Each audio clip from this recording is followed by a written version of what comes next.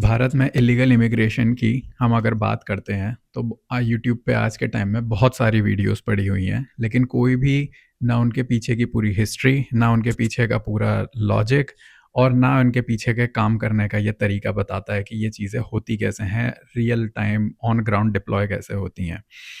इस पूरी जियोपॉलिटिक्स को जानने के लिए हमें ये जानना बहुत ज़रूरी है कि गुरुग्राम में अंकिता गुप्ता जो है, उनका दिल्ली की एक डॉक्टर रश्मि सहगल जो कि एम्स दिल्ली की एक डॉक्टर हैं, ओखला, सीलमपुर, जामिया नगर, ये सारे एरिया का क्या कनेक्शन है। इसके साथ भारत जो कि एक ऐसा देश है जो कि हर तरीके के धर्म प्रांत के लोग, यहाँ तक कि जूइश जब पूरे दुनिया में उनके ऊपर अत्याचार हो रहा था उनको भी एक्सेप्ट करा। तो फिर हमें हिंदू मुस्लिम की लड़ाई बता के ये इलीगल इमिग्रेंट्स को कैसे इसमें बचाया जाता है। शाहिद महमूद चौधरी का, जिसका सर्विस नंबर है PA 35043, जो कि पाकिस्तान का एक ऑफिसर है। हरमिंदर सिंह मंटू, ममता बनर्जी, बीजेपी का नॉर्थ बेल्ट इनिशिएटिव NRC, जिसके बारे में आपने सुना है, जो चलने जा रही है। और रिसेंटली इलेक्शन कमेटी की एक नई पहल जो कि सर है, जिसका नाम एक्रोनियम सर दिया गया है। इसी के साथ साथ भारत की कुछ चुनिंदा स्टेट्स जो कि केरला, गुरुग्राम, दिल्ली, यूपी और बंगाल, और इसके साथ फाइनली ऑपरेशन पिन कोड, ये सारी चीज़ें कैसे एक दूसरे से सब कनेक्टेड हैं और इसके पीछे पूरा बहुत बड़ा खेल है क्या, और इस सब खेल की मास्टरमाइंड जियोपॉलिटिक्स शुरुआत ये सब कैसे हुई, ये सब हम आज इस वीडियो में जानेंगे। तो शुरू करते हैं। तो इस पूरे खेल की शुरुआत होती है 1820 यानी 1820 में, जब उस टाइम भारत ब्रिटिश कम्युनिटी के अंडर में था, कैप्चर था। तो उस टाइम का ब्रिटिश इंडिया जो था, उसने बर्मा देश, जो कि भारत का एक नेबरिंग देश है, उसके साथ लड़ाई लड़ी। इस लड़ाई में उसने बर्मा का सेंट्रल कंट्रोल जो है वो पूरी तरीके से तोड़ दिया। सेंट्रल कंट्रोल तोड़ने के बाद ब्रिटेन या ब्रिटिश इंडिया इस पूरी लड़ाई में जीतता है। और बर्मा को जीतने के पीछे उसके दो बहुत बड़े मकसद थे। पहला मकसद उसका था कि उसको सी का एक्सेस चाहिए था। वो जीतते ही पैसिफिक सी या फिर साउथ चाइना सी का उसको एक बहुत बड़ा एक्सेस मिल जाता था। और इसी के टाइम पे वहाँ की उस टाइम की कंट्रीज़ जो थी, जो कि जैसे कि कंबोडिया, लाओस और वियतनाम, जो कि उस टाइम फ्रेंच कॉलोनी थी, जो कि ब्रिटिश कॉलोनी के अगेंस्ट थी, उनकी एक वेरी देश थे, उस पे उनका एक कंट्रोल मिल जाता। इसी के साथ साथ यहाँ पे कंट्रोल करने के बाद उन्हें भारत का और चाइना पे भी निगाह रखने का एक पूरा मौका मिल जाता। इसलिए बर्मा पे कंट्रोल करना बहुत ज़रूरी था। इसलिए 1820 में ये बर्मा की लड़ाई होती है। अब बर्मा जीतने के बाद जब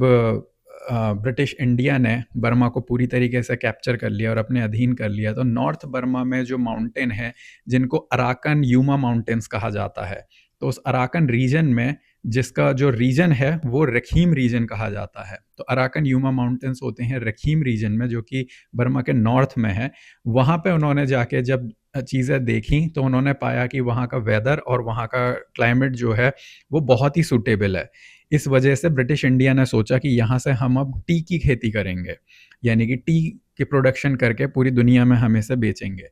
अब टी की खेती के लिए जब उनको लेबर की ज़रूरत पड़ी, तो उन्होंने बंगाल के मुसलमान लोगों को,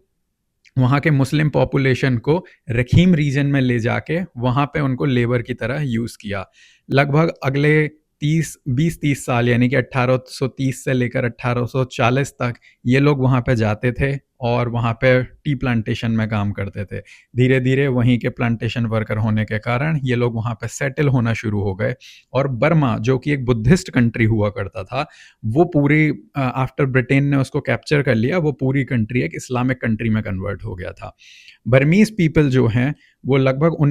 1850 के आसपास वो इन लोगों को, जो वहाँ पे टी प्लांटेशन का काम करने आए थे, जिनको बंगाल के जो मुसलमान लोग थे जो वहाँ पे टी का काम करने आए थे, उन लोगों को रोहांग नाम से बुलाते थे, रोहांग लोग। और वही रोहांग लोगों का नाम आगे चल के रोहिंग्या नाम में बदल गया। तो यहाँ से पूरी हिस्ट्री शुरू होती है कि रोहिंग्या होते कौन है। अब आपको समझ में आया कि ये वो रोहिंग्या है जहाँ से वो चीज़ें शुरू हुई हैं। खैर, 1850 का टाइम बीतता है और ये लोग वहीं पे सेटल होना शुरू हो जाते हैं। ये लोग कम्युनिटी ग्रो करते हैं, ये लोग धीरे धीरे बढ़ते जाते हैं। और कहानी आ जाती है वर्ल्ड वॉर 2 के आसपास, यानी कि 1940 से 1945 के बीच का जो टाइम है, जहाँ पे अब इंडिया और पाकिस्तान के डिवाइड की बातें चल रही हैं। और अब एक रोहिंग्या लोगों के सामने एक नई चीज़ आती है, जिसमें देखा जाता है कि पाकिस्तान अपने आप में एक नया इस्लामिक स्टेट बनने जा रहा है और हिंदुस्तान हिंदुओं का स्टेट बनने जा रहा है। तो बेसिकली ये डिवाइड एक हिंदू और मुस्लिम, इस्लामिक और हिंदू स्टेट के नाम पे करा जा रहा था। अब जब ये 1946 में रोहिंग्याओं का जो लीडर है, वो जब ये डिवीजन शुरू होना शुरू होता है, तो उसके बाद उसके मन में एक डायलेमा आता है कि हम अब भारत का पार्ट बने या हम पाकिस्तान का पार्ट बने। पाकिस्तान का पार्ट बनने का उनका सिर्फ और सिर्फ एक रीज़न उनके दिमाग में जो आता है वो इसलिए क्योंकि वो भी एक इस्लामिक नेशन बन चुका है और पाकिस्तान भी एक इस्लामिक नेशन है, तो शायद हमें उनके साथ हाथ मिला लेना चाहिए। 1948 में जब ये डिवीजन 1947 में जब ये डिवीजन हो जाता है, तो 1948 में जो रोहिंग्याओं का लीडर है, वो पाकिस्तान के लीडर से जाके इस चीज़ के ऊपर बात करता है कि हमें क्या करना चाहिए। लेकिन पाकिस्तान खुद जो अभी एक नया-नया एक कंट्री बना है, वो खुद अपनी 50 समस्याओं से और अपने आप को कैसे मैनेजमेंट करना है, उसके तहत वो चलता जा रहा था। लेकिन जानने की बात यह है कि 1948 के बाद से, जब से रोहिंग्याओं के लीडर ने ये डिसीजन लिया कि हमें पाकिस्तान से अलाइन होना चाहिए सिर्फ इस ग्राउंड पे क्योंकि वो भी एक इस्लामिक नेशन है और हमारे आइडियोलॉजी उनके साथ मिलती है। एक चीज़ जानने की है वो ये कि बर्मीज़ लोग जो हैं, जो बर्मा के ओरिजिनल लोग हैं, जो वहाँ के प्रांत के सारे लोग हैं, वो आज की डेट तक 2025 तक भी आज की डेट तक भी इन बंगाली मुस्लिमों को अपने बर्मा का पार्ट नहीं मानते। उनके हिसाब से वो हिस्ट्री आज भी प्रिजर्व है और उनके हिसाब से ये लोग आज भी बंगाली मुस्लिम हैं जो यहाँ पे सिर्फ और सिर्फ टी प्लांटेशन के लिए आए थे। ये लोकल बर्मीज़ लोग हैं ही नहीं। तो बर्मा के लोग भी इनको अपना नहीं मानते हैं। 1948 में जब आईएसआई का गठन होता है, आईएसआई ऑफ पाकिस्तान जो है वो इन रोहिंग्याओं को देखती है और इनका लीडर जब पाकिस्तान के पास अपनी आइडियोलॉजी बताते हुए कहता है कि हमारा अलाइनमेंट आपके साथ बहुत अच्छा हो सकता है क्योंकि हम भी शरिया लॉ की तरफ ही बढ़ते हैं, तो आईएसआई ऑफ पाकिस्तान जो कि वहाँ की एक इंटेलिजेंस एजेंसी है, वो रोहिंग्याओं को और इन सारे लोगों को एक एसेट की तरह देखती है। और तब से ये प्लान शुरू होता है 1948 से कि कैसे हम इस एसेट्स का, इन रोहिंग्या और लोगों का हम फ़ायदा उठा के इनको अपने काम के लिए यूज़ कर सकते हैं। जब ये चीज़ें आईएसआई ऑफ पाकिस्तान देखती है, तो 1948 से बर्मा के अंदर वो जाके इन रोहिंग्या लोगों को ट्रेन करना शुरू करती है और वो ट्रेन करती है इन लोगों को और इंडिया के नॉर्थ ईस्ट बॉर्डर के लोगों को। ये आईएसआई ऑफ पाकिस्तान 1948 से इस काम में जुड़ जाती है। 1948 में बर्मा जो है वो कहता है कि हम भारत के एक नॉन अलाइंड मेंबर बनेंगे, यानी कि हम भारत में मर्ज नहीं होंगे लेकिन भारत के नॉन अलाइंड मेंबर रहेंगे, यानी कि हम भारत से अलाइनमेंट अपना नहीं रखेंगे। 1950 का समय आता है और 1950 में पाकिस्तान की आईएसआई जो है वो इन रोहिंग्याओं को मोबिलाइज करना शुरू करती है। अब लगभग पिछले 2 साल से ट्रेनिंग देने के बाद ये एक नया खेल करती है। आईएसआई ऑफ पाकिस्तान इनको एक नया नाम देती है और जिनको बोला जाता है रोहिंग्या नेशनल आर्मी और आरएनए। ये आरएनए जो है ये बुद्धिस्ट के अगेंस्ट ट्रेन करे जाते हैं। इनका काम होता है कि वहाँ के बुद्धिस्ट लोगों को मारना, उनको काफिर समझ के या तो उनको कन्वर्ट करा लेना या फिर उनको ख़त्म कर देना। और इनकी ट्रेनिंग के बाद 1950 से 1960 तक बर्मा इसको अच्छे से काउंटर भी करता है। जब वहाँ पे वो देखता है बर्मा कि ये आईएसआई ट्रेंड यहाँ पे ये रोहिंग्या लोग जो हैं ये हमारे बर्मीज़ लोगों के ऊपर बहुत अत्याचार कर रहे हैं और यहाँ पे मारकाट कर रहे हैं और जिहाद फैला रहे हैं, तो 1950 से 1960 तक बर्मा इसको बहुत अच्छे से काउंटर करता है।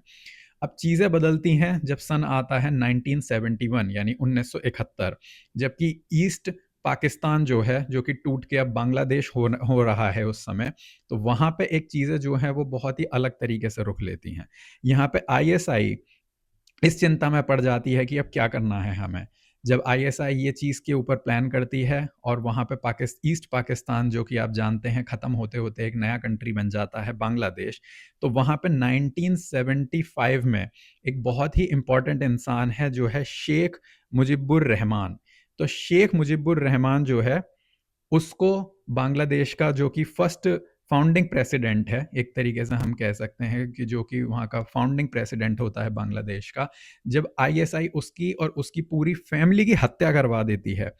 1975 में, उसके बाद से बांग्लादेश जो है उसको धीरे धीरे ये रेडिकलाइज करना शुरू करते हैं और उसको एक प्रो पाकिस्तान कंट्री के तौर पे ये लोग उसको कन्वर्ट करना शुरू करते हैं। और इस सारे प्रोसीजर में भी यही ट्रेंड रोहिंग्या लोग जो आईएसआई ने ट्रेन करे थे उनका इस्तेमाल किया जाता है। अब आईएसआई और पाकिस्तान मिलके और बांग्लादेश की तरफ सप्लाई शुरू करते हैं। वहाँ पर रोहिंग्या नेशनल आर्मी जो है वो रोहिंग्या बदली जाती है। अब आईएसआई और पाकिस्तानी आर्मी प्लस अब जो बांग्लादेश उन्होंने नया मर्ज किया है जिसको अब ये प्रो पाकिस्तान बना चुके हैं, इन सारे लोगों को भी एक एसेट की तरह देखा जाता है। तो आप देख रहे हो कि कैसे पहले सिर्फ एक छोटा सा रोहिंग्या लोगों का ग्रुप जो कि सिर्फ टी प्लांटेशन के लिए आए थे, जब उसमें आईएसआई का एलिमेंट जुड़ता है और उनको रोहिंग्या नेशनल आर्मी में की तरफ ट्रेन करके बदला जाता है। बांग्लादेश बनने के बाद वहाँ के कन्वर्टेड और जिहादियों लोगों को भी इसमें जोड़ा जाता है और जब ये जुड़ के एक नया ग्रुप बनता है तो अब ये रोहिंग्या नेशनल आर्मी जो थी अब ये बदली जाती है, इसका नाम बदला जाता है और अब इसका नाम रखा जाता है रोहिंग्या पेट्रियोटिक फोर्स। इस रोहिंग्या पेट्रियोटिक फोर्स में पुराने रोहिंग्या ट्रेंड सारे लोग प्लस बांग्लादेश के ट्रेंड जिहादी प्लस आईएसआई की यूनिट प्लस पाकिस्तानी आर्मी की यूनिट, यहाँ के सारे लोग मिलके इसमें सारे पुराने लोग जो हैं वो सब ट्रेन होते हैं और इनका नया नाम रोहिंग्या पेट्रियोटिक फोर्स रखा जाता है। इनकी ट्रेनिंग के दो सबसे बड़े मकसद थे। पहला इनका सबसे बड़ा मकसद था वो था बर्मा में जो बुद्धिस्ट कम्युनिटी है उस बुद्धिस्ट कम्युनिटी को पूरी तरीके से ख़त्म कर देना और उनको इस्लामिक नेशन बना देना या फिर काफिर मान के उनको ख़त्म करवा देना। दूसरा उनका सबसे बड़ा ऑब्जेक्टिव था कि हमारे भारत के जो नॉर्थ ईस्ट बॉर्डर पे जितनी हिंदू कम्युनिटी है उस हिंदू कम्युनिटी के ऊपर अत्याचार करना शुरू करें, उनके साथ भी सेम खेल, उनको जिहादी माइंडसेट के तौर पे उनको काफिर मान के उनको या तो मार दिया जाए या फिर उनको कन्वर्जन करवाना शुरू करवा दिया जाए। अब कहानी आती है 1982 में। 1982 में म्यांमार में एक नया लॉ बनता है। वो लॉ होता है बर्मा म्यांमार नेशनलिस्ट ऑर्डर के तौर पर, जिसमें वहाँ पे सारी भी जितनी भी उनकी एथनिक कम्युनिटीज़ हैं उनकी एक लिस्ट जारी करी जाती है। तो म्यांमार के नए लॉ के हिसाब से बर्मा म्यांमार नेशनलिस्ट ऑर्डर में एक नई लिस्ट जारी करी जाती है। उस लिस्ट में जितने भी वहाँ की एथनिक कम्युनिटीज़ थी, बुद्धिस्ट हुए, आपके हिंदू हुए या फिर उनके लोकल जितनी भी कम्युनिटी हैं, सबकी लिस्ट दी जाती है। लेकिन म्यांमार यानी कि बर्मा आज भी उसमें रोहिंग्याओं का नाम नहीं डालता है और रोहिंग्याओं को उसकी एक एथनिक कम्युनिटी मानने से मना कर देता है। तो 1982 तक की कहानी अब आपको हो सकता है ये पूरी तरीके से समझ में आ गई है। अब इसके बाद कहानी आती है 1983 पे। 1983 में आईएसआई लेवरेज करती है जो रोहिंग्या नेशनल आर्मी है, जिसका नाम बदल के अब रोहिंग्या पेट्रियोटिक फोर्स रख दिया गया है, और इसको कन्वर्ट करा जाता है, इन दो अलग अलग ब्रांचेस को मर्ज करा जाता है 1983 में। यानी कि पुराने मेंबर जो थे रोहिंग्या नेशनल आर्मी के, जो कि 1950 के टाइम की बनी हुई है, और नई फाउंडिंग जो संगठन था जिसमें आईएसआई पाकिस्तान, जिसमें बांग्लादेश के लोग भी थे, उन सबको ग्रुप बना के एक बड़ा नया ग्रुप बनाया गया था जिसका नाम रोहिंग्या पेट्रियोटिक फोर्स रखा जाता है, आरपीएफ। तो अब इन दोनों को मर्ज करके एक नया अम्ब्रेला बनाया जाता है, इन दोनों के मर्ज से और बड़ा कर दिया जाता है 83 तक, जिसका नाम रखा जाता है रोहिंग्या सॉलिडेटरी आर्मी। रोहिंग्या सॉलिडेटरी आर्मी जो है अब ये पूरा एक ग्रुप है Rohingya national army plus Rohingya patriotic force का। यानी कि अब इसके अंदर, इस संगठन के अंदर बहुत सारे लोग अब जुड़ते चले जा रहे हैं। तो रोहिंग्या सॉलिडेटरी आर्मी का एक बहुत बड़ा ऑब्जेक्टिव है कि वो एक फ्रंट फेस की तरह काम करते हैं। इस फ्रंट फेस के बाद इनका खेल जो है दो बड़े डिविजन्स में डिवाइड हो जाता है। इनका पहला काम है कि आज भी रोहिंग्या पेट्रियोटिक फोर्स बनाकर, जो कि रोहिंग्या नेशनल आर्मी से ही मर्ज करी गई है, उसके थ्रू जिहाद फैलाते रहना और आईएसआई और इन सब को, अपने मुजाहिदों को ट्रेन करते रहना। उसके साथ साथ जो दूसरा इनका बहुत बड़ा ऑब्जेक्टिव जो ये करना चाहते हैं, वो इनका ऑब्जेक्टिव होता है जो एक बहुत बड़ी पिक्चर और एक इंटरनेशनल लेवल पर जाकर इस खेल में बहुत बड़ी तब्दीली लाता है। वो होता है कि ये ये एक इंटरनेशनल डायस्पोरा पर जाके इस तरीके की वीडियोस और इस तरीके की फेक नैरेटिव्स और प्रोपोगंडा और फोटोज चलाना शुरू करते हैं, जिसमें दिखाया जाता है कि रोहिंग्याओं के ऊपर कितना अत्याचार होता है, ये कितने लाचार और बेबस और गरीब किस्म के लोग हैं, इनके ऊपर आए दिन बाकी देशों की जो जनताएं हैं वो ब्रुटैलिटी करती रहती हैं, और कैसे इस माइनॉरिटी ग्रुप को हमेशा दबा के रखा जाता है। ये सारे एक प्रोपोगंडा के तहत, जो कि आरएसए, जो कि इनका एक फ्रंट रोहिंग्या सॉलिडेटरी आर्मी है, उसका एक एक और ऑब्जेक्टिव ये होता है, जिसके तहत वो पूरे इंटरनेशनल फोरम में एक ये पिक्चर पोर्ट्रे करना शुरू करता है कि रोहिंग्याओं के साथ तो सबसे बड़ा अत्याचार आ रहा है, और ये तो बहुत मासूम लोग हैं, ये ट्रेंड आदमी बिल्कुल भी नहीं है, किसी भी एंगल में आईएसआई इसका कोई हाथ नहीं है, ये तो बहुत मासूम लोग हैं, और इस कम्युनिटी का तो हमेशा से शोषण ही आता आया है। जब इतने शोषण और इस सब के बाद ये सारी चीज़ें निकाली जाती हैं, इसको बहुत बड़े पैमाने पे पूरे दुनिया के सामने, पूरे देशों के सामने अगले साल भर तक के लिए रखा जाता है, तो इसी सब के दौरान आईएसआई अपना एक बहुत ब्रिलियंट मूव खेलती है, और उस मूव के तहत वो भारत से पूछती है कि आपके नेबरिंग कंट्री होने के वजह से देखो यहाँ पर इन पे इतनी ब्रुटैलिटी हो रही है, ये इतने लाचार और मासूम लोग हैं, क्यों ना आप इनको ह्यूमैनिटी के नाम पे, ह्यूमैनिटेरियन एड के नाम पे इनको शरणार्थी यानी कि इमिग्रेंट बनाओ, यानी कि भारत इनको अपनाए और इनको शरणार्थी के तौर पे या फिर इमिग्रेंट के तौर पे भारत इनको अपने अंदर ले ले। याद रखना, ये अभी भी कोई मासूम लोग नहीं है, ये सब वेल ट्रेन्ड हैं, ये सब इंटेलिजेंस में, आर्मी इंटेलिजेंस में, आर्मी की ट्रेनिंग में, कॉम्बैट ट्रेनिंग में, अलग-अलग तरीके के ऑपरेशंस में, अलग-अलग तरीके के स्किल्स में ये सारे ट्रेन्ड लोग हैं। लेकिन क्योंकि प्रोपेगेंडा के तहत पूरे डायस्पोरा में ये खबर दिखाई जाती है कि इनके ऊपर तो अत्याचार होता है, और भारत इन्हें ह्यूमैनिटेरियन बेसिस पे इनको अपने अंदर ले ले, तो ये एक पूरा एक खेल रचा जाता है 1983 में आईएसआई द्वारा। भाई भारत ने सबका ठेका ले रखा है क्या? लेकिन उस समय की सरकार जो थी, जैसा कि हम जानते हैं कि कांग्रेस सरकार थी, उन्होंने कुछ नहीं किया इस सब के पीछे, और उन्होंने इस चीज़ को एक्सेप्ट भी करना शुरू कर दिया, और इल्लीगल तौर पे तब से माइग्रेशन जो है भारत के अंदर वो शुरू हो गया। क्योंकि कांग्रेस सरकार ने उस समय कुछ हाँ या ना में कुछ बोला ही नहीं इस चीज़ के ऊपर, ना कुछ ध्यान दिया। तो अगर आप किसी चीज़ पे ना नहीं बोलते हो, तो एक तरीके से उसमें सहमति ही है, और इनका अंदर आना शुरू हो जाता है तब से।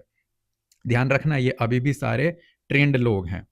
ठीक है? इनको आर्म ट्रेनिंग दी गई है आरएसए द्वारा। अब जब ये सारे इल्लीगल लोग भारत के अंदर शरणार्थी तौर पे और अपने आप को लाचार और बेबस दिखाते हुए भारत के अंदर घुसना शुरू करते हैं, तो ये बहुत सारे काम करते हैं। इनका मेजॉरिटी काम होता है कि हिंदू लोगों पे या हिंदू पॉपुलेशन पे अटैक करना, अपनी अलग-अलग जगह जाके अपनी कम्युनिटियाँ बनाना, अपनी कम्युनिटी को पॉपुलेशन बढ़ाना, उनको पॉपुलेट करना, और धीरे-धीरे अपने इस प्रोपेगेंडा और अपनी इस विचारधारा को अपनी कम्युनिटी में और अपने कम्युनिटी के आसपास इसको प्रोपेगेट करना। जैसे वायरस फैलता चला जाता है, ये सारे इल्लीगल इमिग्रेंट्स जो आए थे, जो कि एक ट्रेन्ड लोग हैं बाय द वे, वो ट्रेन्ड लोगों का काम हो गया था कि भारत में आके हिंदुओं के प्रति आतंक फैलाओ, और इनके लोगों को, अपने ग्रुप को और कम्युनिटी को और ज़्यादा मजबूत करो। उसी दौरान में जब ये खेल चल रहा था, तो आपको एक चीज़ और समझनी चाहिए कि 1980s का जब ये दौर था, तो 1980s के टाइम पे आपको ये और समझना चाहिए कि आईएसआई यूएई और यूएसए के साथ मिलके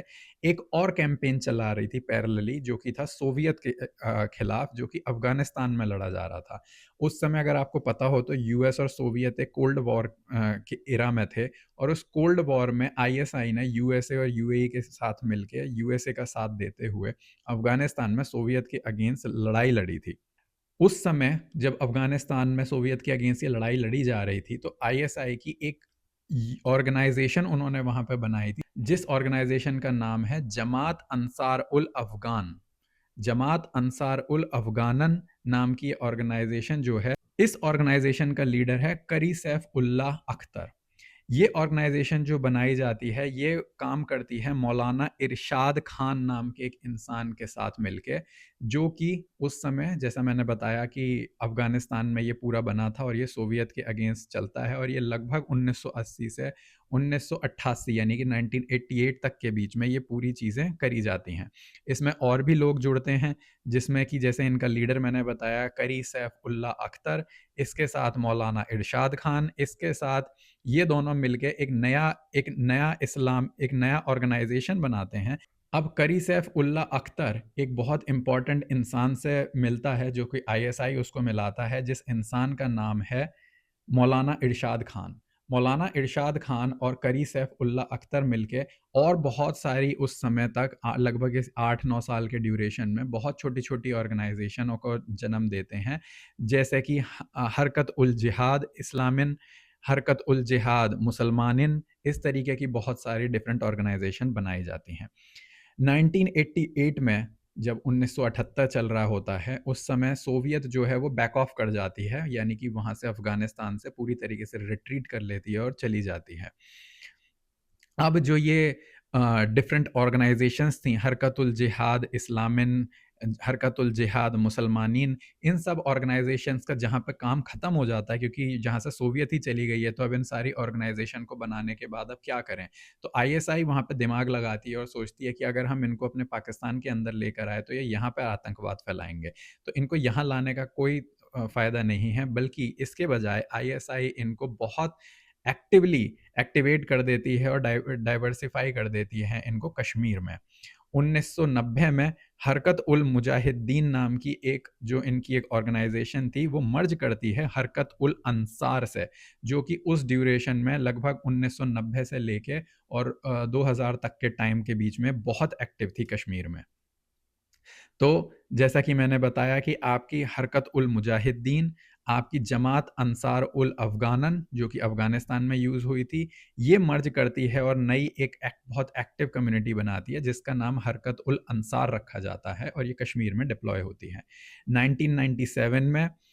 इस हरकत उल अंसार को यूएसए जो है वो फॉरेन टेररिस्ट ऑर्गेनाइजेशन घोषित कर देता है, उनके सारे अकाउंट फ्रीज कर दिए जाते हैं, उनकी आइडेंटिटी रिवील कर दी जाती हैं और इस पूरी टेररिस्ट संस्था को यूएसए एक ग्लोबली पब्लिश कर देता है।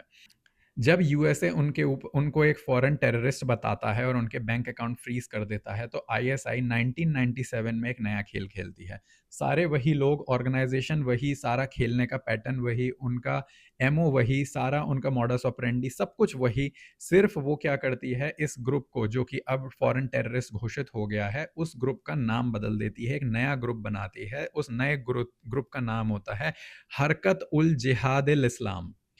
ये नया ग्रुप या फिर जिसको हुजी नाम से जानते हैं, तो हुजी जो है इसके इंटरनेशनल ब्रांचेस भी बनते हैं और ये हुजी ऑर्गेनाइजेशन में पुराने हरकत उल अंसार के सारे टेररिस्ट रख दिए जाते हैं, जब यूएसए 1997 में इनको फॉरेन टेररिस्ट घोषित करी जाती है। तो आप खेल समझिए यहाँ पे कि अभी भी सारा खेल वही चल रहा है, सिर्फ एक इंटरनेशनल डिप्लोमेसी के तहत उन्होंने इसका नाम बदल दिया। नाम बदलने से काम नहीं बदला, ना ही कोई आइडियोलॉजी बदली है, अभी भी सेम काम है, सिर्फ नाम बदल दिया गया है उसका। इनकी जैसा मैंने बताया हुजी की बहुत सारी ब्रांचेज़ होती हैं, तो उसमें से एक इंटरनेशनल ब्रांच जो होती है वो बांग्लादेश में भी बनाई जाती है, जिसको हुजी बांग्लादेश नाम से जाना जाता है। तो उनकी हुजी बांग्लादेश में जो ब्रांच होती है, उसका जो लीडर है उस समय का, उसका नाम है फ़ज़ल उर रहमान। अब ये फ़ज़ल उर रहमान उस टाइम कनेक्ट करता है अराकन रोहिंग्या नेशनलिस्ट आर्मी के साथ। अब आप खेल समझिए, यहाँ पर ये कश्मीर में डिप्लॉय हुए, यहाँ पर इनको फॉरेन इंटरनेशनल टेररिस्ट घोषित करा गया, इसका नाम बदल के हुजी करा गया और हुजी की बहुत सारी डाइवर्सिफिकेशन करके अलग-अलग जगह ब्रांच बनाई गई, जिसमें से एक ब्रांच बांग्लादेश में आती है, जिसका लीडर है फ़ज़ल उर रहमान और ये कनेक्ट करती है अब आपके रोहिंग्याओं के साथ, जो कि अराकान रोहिंग्या नेशनलिस्ट आर्मी बनाते हैं अब ये कनेक्ट करके। अब इसमें आप देखिए कि कैसे अफ़गानिस्तान और कश्मीर में यूज़ करे हुए टेररिस्ट भी उस पूरे बड़े अम्ब्रेला में अब घुस चुके हैं, जहाँ ऑलरेडी 3-4 ऑर्गेनाइज़ेशन मिलके इतना बड़ा खेल कर रही हैं और यहाँ से जन्म होता है अराकान रोहिंग्या नेशनलिस्ट आर्मी का। अब 2004 का समय आता है और यहाँ पे एक बहुत अनफॉर्च्यूनेट चीज़ होती है, जो कि इंडियन ओशन में बहुत बड़ी सुनामी आती है। उस सुनामी में बांग्लादेश की बहुत क्षति होती है और रोहिंग्या का वो जो एरिया होता है, जहाँ पे वो रोहिंग्या लेड एरिया है और बे ऑफ बंगाल का एरिया है, बांग्लादेश का एरिया है वो सारा, वहाँ पे बहुत नुकसान होता है। उस जान-माल में बहुत सारे भारत भी एड करता है, हर लोग आपको याद होगा तो बहुत सारी एड भी पहुँचाई गई थी और बहुत सारे लोगों को वहाँ पे हेल्प करी जा रही थी। अब ये सुनामी के दौरान आईएसआई एक मौका ढूँढता है और वो कहता है कि भई यहाँ पे हमारा जो सारा रोहिंग्याओं को हमने इतने समय से नर्चर करके रख रखा है, इनको ट्रेन करा है, इन सबको करा है, इन्हें हमें हेल्प देनी ही होगी। तो ये क्या करते हैं कि वहां पे जो रोहिंग्या होते हैं म्यांमार में, उनको इंडिया के अगेंस्ट मोबिलाइज करना शुरू करते हैं। आईएसआई इसे अपनी एक ट्रस्टेड ऑर्गेनाइजेशन लश्कर तैयबा, ठीक है, उसके साथ मर्ज करती है। तो आईएसआई वहां पे अपनी एक नई ऑर्गेनाइजेशन को उनके साथ मर्ज करती है, जो कि लश्कर तैयबा, जिसका आपने बहुत नाम सुना होगा, उनके साथ इन्हें मर्ज करवाती है। अब लश्कर तैयबा एक बड़ी विचित्र ऑर्गेनाइजेशन है। हालांकि ये एक टेररिस्ट ऑर्गेनाइजेशन है, लेकिन इसका भी टू फ्रंट थ्योरी है। इसके भी दो अलग अलग काम है। एक हाथ पे जहां ये पूरी ऑर्गेनाइजेशन टेररिस्ट ऑर्गेनाइजेशन की तरह काम करती है, इसका एक और फ्रंट है, इसका एक और फेस है, जो कि एनजीओ चलाता है,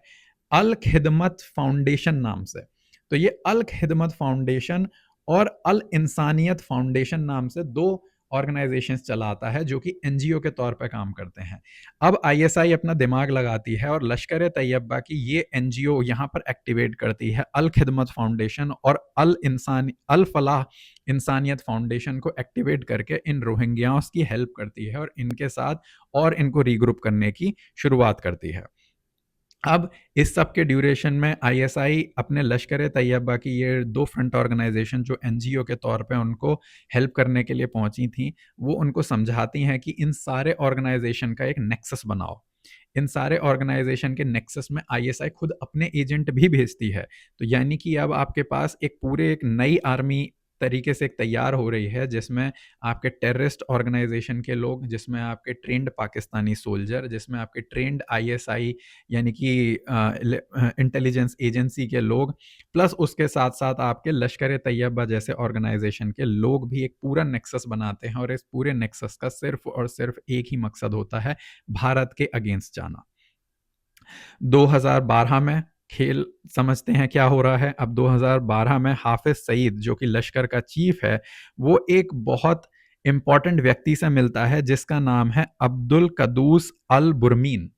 ये अब्दुल कदूस अल बुरमीन जो है, ये इन हुजियों को कलेक्ट करता है और अराकान के साथ एक क्लोज फ्रेंड बनाता है, जो कि हुजी अराकानों को कलेक्ट करता है। और उस जो कि ये जो इंसान है, अब्दुल कदूस अल बुरमीन, ये कराची का एक रहने वाला इंसान है और ये बहुत क्लोज फ्रेंड होता है हाफिज सईद का। हाफिज सईद का बहुत बहुत क्लोज फ्रेंड, जो कि नेशनैलिटी से एक म्यांमारी है, लेकिन वो पैदा जो हुआ है वो पाकिस्तान के कराची एरिया में हुआ है।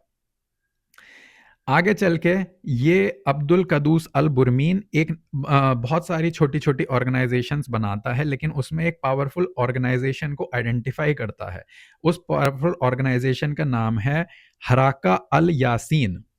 ठीक, हराका अल यासीन नाम की एक ऑर्गेनाइजेशन है और जिसका लीडर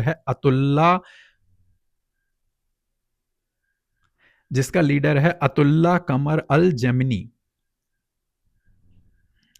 ये ऑर्गेनाइजेशन जो है, हालांकि बहुत छोटी होती है, लेकिन इसकी बहुत पावरफुल ऑर्गेनाइजेशन है। और इस ऑर्गेनाइजेशन का जो मेन काम है, जो ये बहुत पॉपुलर हुई है और बहुत पावरफुल है, ये इस वजह से हुई है क्योंकि इन सारे जिहादी रेडिकलाइजेशन के बीच में ये एक नया खेल करती है। ये इस चीज़ को मॉडर्नाइज एंगल देती है और मॉडर्नाइज एंगल में इसकी सोच और आइडियोलॉजी अभी भी वही है कि हमें जिहाद करना है, हमें भारतीयों को मारना है, खासतौर पे हिंदुओं को मारना है, हमें भारत के अगेंस्ट टेररिज्म करना है। लेकिन ये फ्रंट फेसिंग में अपने आप को सेकुलर और अपने आप को डेमोक्रेटिक दिखाने की कोशिश करती है। ये सिर्फ इस तरीके से पोर्ट्रे करती है ताकि इसमें एक मॉडर्न ट्विस्ट देके इस तरीके से पूरा काम करवाया जाता है।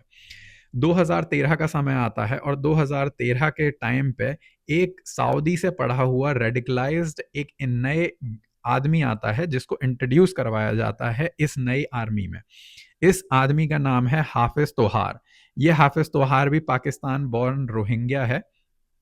और ये यंग एक लेफ्टिनेंट के तौर पे आके इनको ज्वाइन करता है। अब ये तीन लोग यानी कि हाफिज तोहार, अतुल्ला कमर अल जैमिनी, जिसने हराक अल यासीन नाम की फाउंडेशन जो कि सेकुलर अपने आप को दिखाती है, प्लस अब्दुल कदूस अल बुरमीन जो कि लश्कर के चीफ के हाफिज सईद का एक दोस्त है। ये तीनों मिलके आईएसआई के पास जाते हैं और आईएसआई के पास जाके कहते हैं कि हमें आगे के इंस्ट्रक्शंस बताइए और हम आपके साथ मर्ज होकर अब आगे का काम करना चाहते हैं और इसमें हमें पूरी हेल्प करिए कि अब हम इस चीज़ को, गेम को कैसे आगे बढ़ाएं। यहाँ पर आईएसआई का एक कर्नल है, जो कर्नल लेफ्टिनेंट कर्नल है, जिसको इस चीज के टास्क की रिस्पॉन्सिबिलिटी दी जाती है, जिसका जिक्र मैंने वीडियो के शुरू में किया था। लेफ्टिनेंट कर्नल का नाम है शाहिद महमूद चौधरी। शाहिद महमूद चौधरी, जिसका सर्विस नंबर है PA35043, जो कि 13 अक्टूबर 1995 में 25th बलूद रजीम में पोस्ट होता है। 1999 से 2012 तक के बीच में ये पाकिस्तान के पंजाब रीजन में इसकी पोस्टिंग होती है और यहाँ पे बहुत एक्टिवली, इसकी अगर थोड़ा सा एक बैकग्राउंड जाने तो बहुत एक्टिवली ये खालिस्तान को रिवाइव करने की पहल करता है, उसको बहुत इनिशिएटिव देता है इंडिया के पंजाब रीजन में, जहाँ पे इसने खालिस्तान लिबरेशन फोर्स नाम की एक संगठन भी बनाया होता है। अब 2012 के आसपास से 2020 तक ये लोग क्या करते हैं, ये लोग थाईलैंड में अपने बेसिस बनाते हैं और वहां पे अब इन रोहिंग्याओं की ट्रेनिंग करी जाती है। 2013 में जैसे ही चौधरी के अंडर इसकी लीडरशिप आती है, चौधरी की लीडरशिप के अंदर, यानी कि शाहिद महमूद चौधरी की लीडरशिप के अंदर 2013 में 3 लोग आते हैं, जैसा कि मैंने आपको बताया, हाफिज तोहार, अतुल्ला जैनी और अल बुरमीन। ये तीनों लोग अब एक नया खेल करते हैं और ये तीनों अपनी अपनी ऑर्गेनाइजेशंस को मिला देते हैं, अपनी अपनी एक्सपर्टीज को मिला देते हैं, अपने अपने तरीकों को मिला देते हैं और एक नई चीज का जन्म होता है, एक नई ऑर्गेनाइजेशन का जन्म होता है, जिसका नाम रखा जाता है अराकन रोहिंग्या सेल्वेशन आर्मी। ये अराकन रोहिंग्या सेल्वेशन आर्मी, तो यहाँ तक ये 2013 तक ये पूरी खेल चलता है। इसमें भारत के अगेंस्ट बहुत कैंपेन होते हैं, भारत के अंदर बहुत इलीगल रोहिंग्याओं को घुसाया जाता है, काम करवाया जाता है और ये बहुत एक्टिवली काम कर रहे होते हैं। अब जानते हैं कि इसमें ये सारा खेल, हिस्ट्री हमने जाननी शुरू करी कि पूरा 1800 से 1820 से लेके अब तक क्या प्रोग्रेस होती है। 2014 में जैसे आप जानते हैं कि सरकार बदल जाती है। अब ये पुरानी कांग्रेस सरकार नहीं रही जो एक्टिवली इन सब लोगों को अंदर घुसवाए। अब सरकार क्योंकि बदल गई है, तो अब ये जो नई सरकार आती है, तो 2014 में ये RNAW को 16 मई 2014 में जब नरेंद्र मोदी जी अपने शपथ लेते हैं प्राइम मिनिस्टर की, उसके बाद वो RNAW को बहुत एक्टिवली इस चीज़ के ऊपर और इन्फॉर्मेशन जुटाने के लिए भेजते हैं।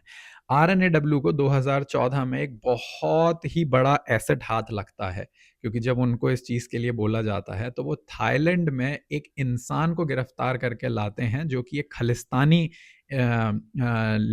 खालिस्तानी फोर्सेस की तरह काम कर रहा होता है। इस आदमी का नाम है हरमिंदर सिंह मंटू। ये हरमिंदर सिंह मंटू जब थाईलैंड से इसको पकड़ के लाया जाता है, तो ये इंसान जो है, ये हर चीज एक्सप्लोर तो ये इंसान हर चीज एक्सपोज करके रख देता है।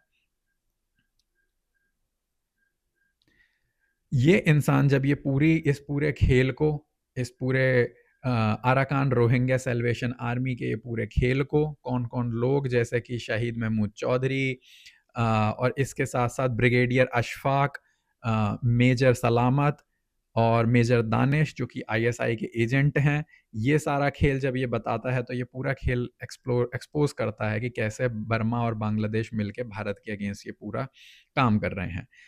अब 2015 के बाद से RNAW अपनी इस पूरी नई इंफॉर्मेशन को जानने के बाद अपनी स्ट्रेटजियों में चेंज लाना शुरू करती है। अब ये चेंज जब लाती है, तो उसके बाद से लेकर और पूरा जो अगले 10 साल हैं, 2015 से लेके और लगभग 2025 तक, मज़े की बात यह है कि ये बहुत एक्टिवली न्यूज़ में कहीं आपको कुछ सुनने के लिए नहीं मिलेगा कि क्या हो रहा है, लेकिन इस पूरे रोहिंग्या के खेल को बहुत एक्टिवली मॉनिटर करा जाता है। और मॉनिटर करने के बाद अब आप ये क्वेश्चन पूछेंगे कि 10 सालों में भारत ने ये सब क्यों नहीं करा जब उनको इतनी चीज़ें पता थी। तो अब उस चीज़ का जवाब देने पे मैं आता हूँ। लेकिन उससे पहले, उस जवाब देने से पहले आपको, अब मैंने आपको वीडियो के शुरुआत में बोला था कि आपको थोड़ा-सा और समझना होगा कि ये तो रही पूरी हिस्ट्री की बात, लेकिन अब इनको इंडिया में घुसाया कैसे जाता है, ये आते कैसे हैं और उसके बाद का खेल ये क्या करते हैं जब वहाँ पे पूरी ट्रेनिंग हो जाती है। उस पूरी ट्रेनिंग के बाद भारत के अंदर इनका क्या रोल रहता है। तो सबसे पहले तो बात है कि भारत, बांग्लादेश और बंगाल के बीच के कुछ रीजन हैं, जहाँ से बीएसएफ को या तो घूस देकर या चकमा देकर उन बॉर्डर से इनको पार करवाया जाता है, जो कि भारत के अंदर आते हैं। जैसे ही ये भारत के अंदर आते हैं, इनको लाचार, बेबस और ये सब दिखा के यहाँ के पॉलिटिशियंस के थ्रू और बहुत सारे करप्ट लोगों के थ्रू सबसे पहला जो इनका काम करा जाता है, वो कराया जाता है, फेक आधार कार्ड इनके बनवाए जाते हैं और कुछ फेक डॉक्यूमेंट बनाए जाते हैं। वो फेक आधार कार्ड और फेक डॉक्यूमेंट बनने के पीछे रीज़न ये होता है कि आपके पास एक आइडेंटिटी भारत की आ गई है, जिसके थ्रू आपको ट्रेन के टिकट मिलने या आपको आपको बस में सफ़र करना या कहीं भी आपको सफ़र करना है, उसमें ईज़ी रहता है। ये लोग 10 या 15 दिन से ज़्यादा कहीं पे भी एक जगह नहीं टिकते हैं और हर 2 से 3 हफ्ते में इनके ठिकाने चेंज होते रहते हैं। इनको इंटरनली अ, बहुत सारी रेडिकलाइज़्ड मस्जिदें और जो इन्होंने बनाए हैं, उनके थ्रू इनको ट्रांसफ़र करते रहा जाता है अलग-अलग जगह। अब जब ये ट्रांसफ़र होते हैं, तो कुछ की प्लेसेस जो हैं, जो आरएनएडब्ल्यू ने पॉइंट आउट करे, जो कि वैसे तो ये पूरे भारत में फैलते हैं, लेकिन जो कुछ की एरियाज़ हैं, वो हैं केरला, जो है उत्तर प्रदेश, वो है हरियाणा, वो है दिल्ली, वो है गुरुग्राम, वो है बिहार, वो है झारखंड, वो है वेस्ट बंगाल और आपके कश्मीर। इन सारे एरियाज़ में प्रीडोमिनेंटली ये लोग, जिसमें से केरला सबसे ज़्यादा, जो कि साउथ का एरिया है, उसके बाद आपके दिल्ली, उत्तर प्रदेश, बिहार और इस एरिया में इनको पूरा फैलाया जाता है। यहाँ के बाद आईएसआई के कुछ बिके हुए यहाँ का पेड मीडिया, जो यहाँ के मीडिया जो बिक चुका है, वो जब भी कभी इनको आप इल्लीगल लोगों के अगेंस्ट आप कुछ भी एक्शन करते हो, इनको चाहे पुलिस ही किसी चीज़ में गिरफ्तार ना करे, वो आईएसआई ने एक और खेल खेल रखा है इतने टाइम में कि भारत के अंदर उन्होंने बहुत सारी ऑर्गेनाइजेशंस, जो कि हेल्पिंग ऑर्गेनाइजेशंस हैं, जिनको एनजीओ बोलते हैं, उन बहुत सारी एनजीओज़ को इनके साथ अटैच कर लिया है। इन सारे अटैच करने के साथ-साथ इन्होंने लॉयर खरीद रखे हैं, इन्होंने मीडिया खरीद रखा है। तो आप देखिए कि कैसे भारत के अंदर एक पूरा नेक्सस है, जो तुरंत अगर इनके खिलाफ, इन रोहिंग्याओं के, इल्लीगल रोहिंग्या जो कि एक ट्रेन्ड खिलाड़ी हैं, उनके अगेंस्ट जैसे ही भारत सरकार कुछ करती है, सबसे पहले आपके सारे एनजीओ आ जाएँगे और वो इस तरीके से पोर्ट्रे करना शुरू कर देंगे कि देखिए, आपने कैसे इस बेचारे को मारा है, और बजाय उसको एक इल्लीगल टेररिस्ट बताने के, वो इस पूरी वॉर को हिंदू-मुस्लिम की वॉर के नैरेशन में चेंज करना शुरू कर देते हैं। जैसा मैंने वीडियो के पहले भी बोला था, इस बात को समझना बहुत ज़रूरी है कि भारत एक ऐसा देश है जिसने हर धर्म प्रांत के लोगों को हमेशा अपने अंदर रखा है और हमेशा सबको बराबरी का मौका दिया है। जैसा मैंने बोला, जब पूरे दुनिया में ज्यूस को मारा जा रहा था, उनके ऊपर अत्याचार हो रहे थे, भारत एक ऐसा इकलौता देश था जिसने ज्यूस को वहाँ पे पनाह दी थी, उन्हें सबसे सिक्योर रखा था और ज्यूस के ऊपर उस समय भारत में कुछ आंच तक नहीं आने दी थी। खैर, जैसे ही ये सारा खेल होता है, ये लोग पकड़े जाते हैं, इन लोगों के फेक डॉक्यूमेंट्स बनते हैं, इनके साथ इनके लॉयर अटैच कर दिए जाते हैं और इन जब ये अलग-अलग गुटों में जाके ये क्या करते हैं कि ये कहाँ जाएँगे सबसे ज़्यादा, ये जाएँगे कंस्ट्रक्शन साइट्स के आस-पास। कंस्ट्रक्शन साइट में, क्योंकि आपको बहुत सस्ते में लेबर ये अपने आप को प्रोवाइड कराएँगे, जहाँ की अगर कोई बड़े-बड़े कंस्ट्रक्शन चल रहे हैं, मान लीजिए वहाँ पे आपकी दिहाड़ी लेबर जो है, वो आपको ₹400 में मिल रही है, तो ये लोग वहाँ पे मात्र 100, 150, 200 रुपए में, या फिर घर की बहुत सारी हाउस हेल्प है, या फिर अलग-अलग जितने भी ये छोटे इस तरीके के काम हैं, इन सारे कामों में ये लोग जाके अपना घुस जाएँगे। इस पूरे ऑपरेशन को, जिसमें इनके साथ एनजीओ का नेक्सस, इनके साथ लव जिहाद करने वाले मौलानाओं, जिनको इनको लव जिहाद के लिए ट्रेन करा जाता है। By the way, just love जिहाद का एक छोटा-सा डिस्क्रिप्शन, लव जिहाद के अंदर हिंदू महिलाओं और लड़कियों को टारगेट करा जाता है कि उनको फ़ोर्सफुली या बहला-फुसला के मैनिपुलेट करके इस्लाम में कन्वर्ट कराया जाए। बाय द वे,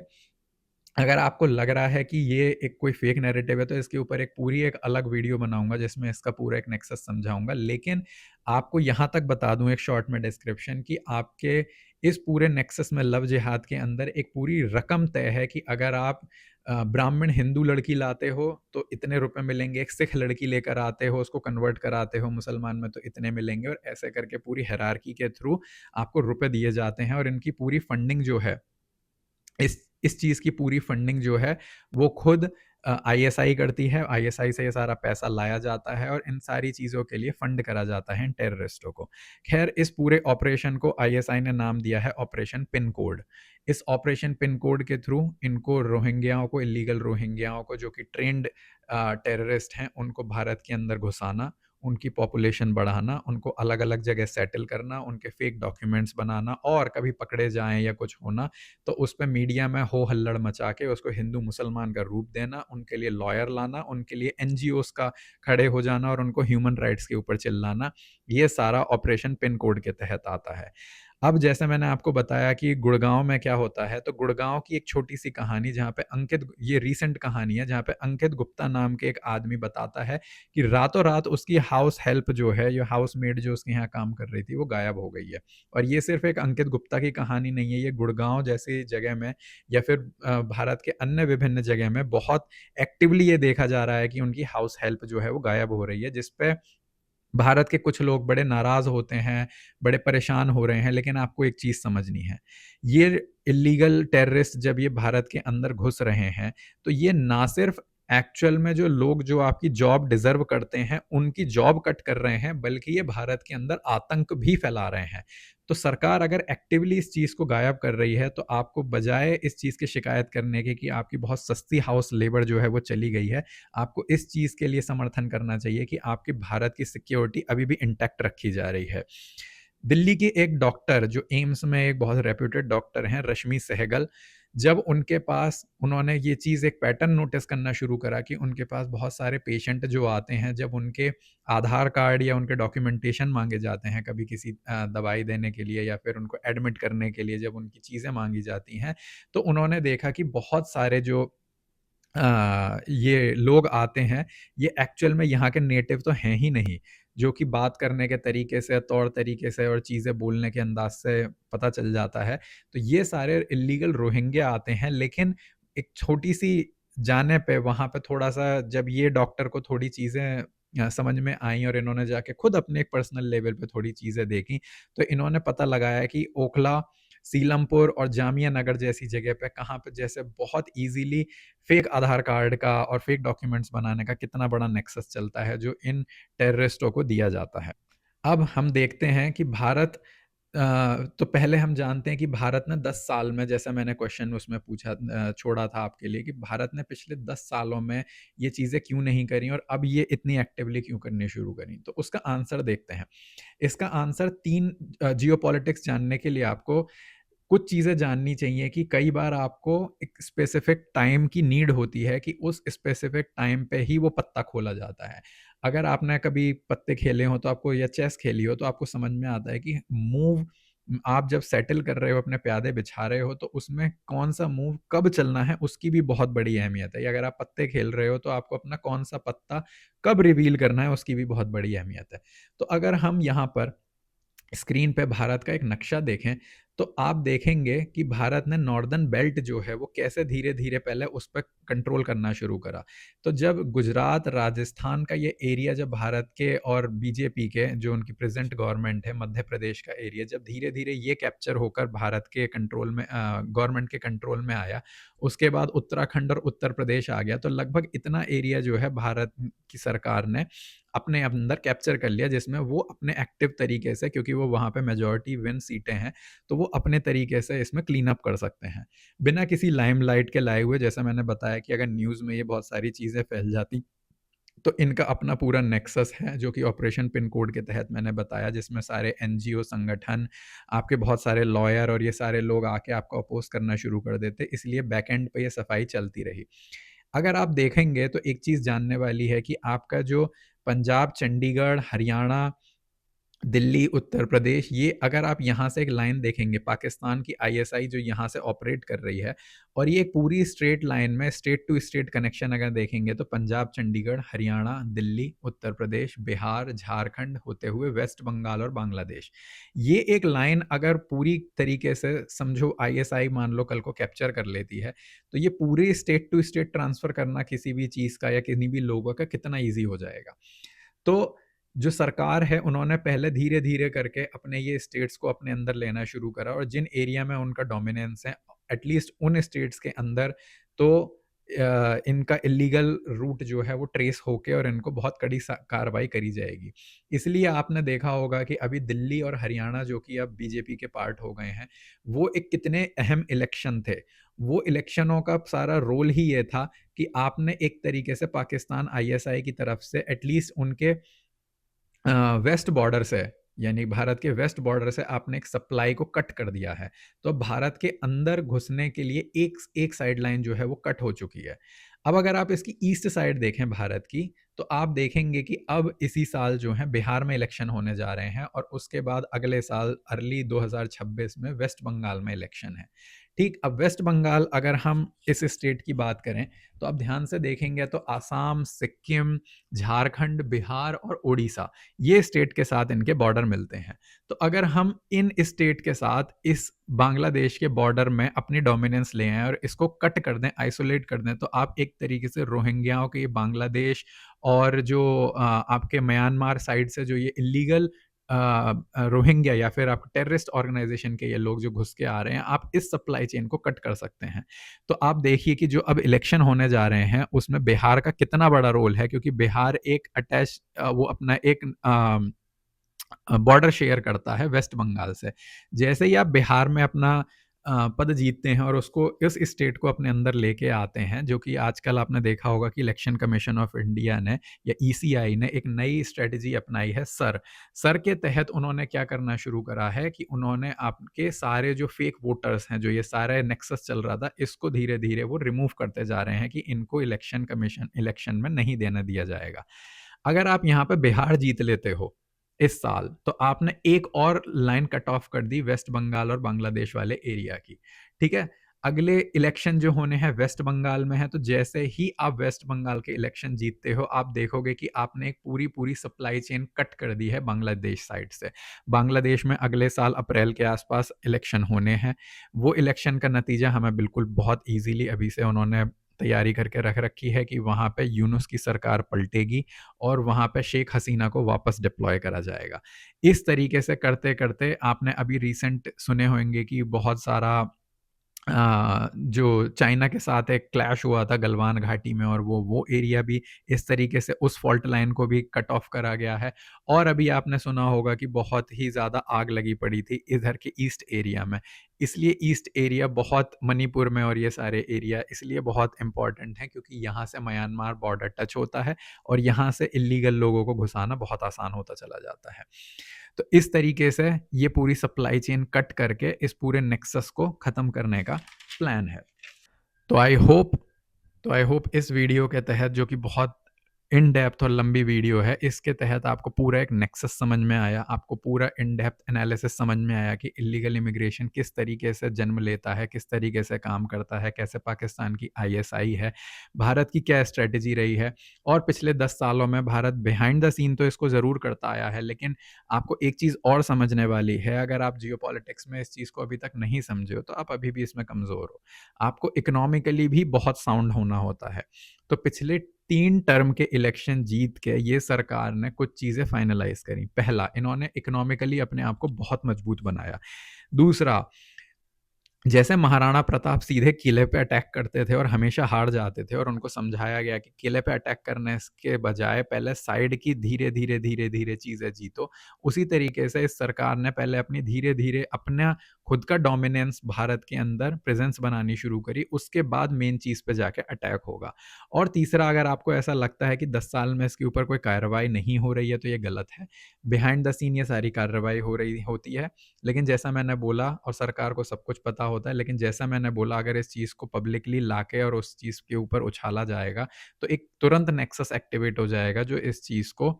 काउंटर करने के लिए बहुत एक्टिवली लग जाएगा लोगों के सामने। तो आप अपने भारत की सशस्त्र सेना बलों पे, भारत के अननोन गनमैन पे, भारत की जितनी सीक्रेट एजेंसीज़ हैं उस पे, भारत की सरकार पे भरोसा रखिए, और मानिए कि वो जो खेल खेल रहे हैं वो बहुत ही एप्ट खेल है और उसको उन्हें पूरा खेलना आता है। इस तरीके से भारत ने इस समस्या को टैकल कर रहा है, करता आया है। ये समस्या की पूरी हिस्ट्री आपको समझ में आ गई है, ये उसके रूट कॉज़ समझ में आ गए हैं, और उसके साथ ही आपको इनको काम करने का मॉडस ऑपरेंडी और ऑपरेशन पिन कोड के तहत कैसे इन लोगों को डिप्लॉय करा जाता है अलग-अलग जगह, वो भी समझ में आ गया है। आई होप ये वीडियो बहुत इन्फॉर्मेटिव रही, इससे आपको काफ़ी कुछ सीखने के लिए मिला। अगर आपके कुछ प्रश्न हैं तो कमेंट सेक्शन में बताइएगा। धन्यवाद।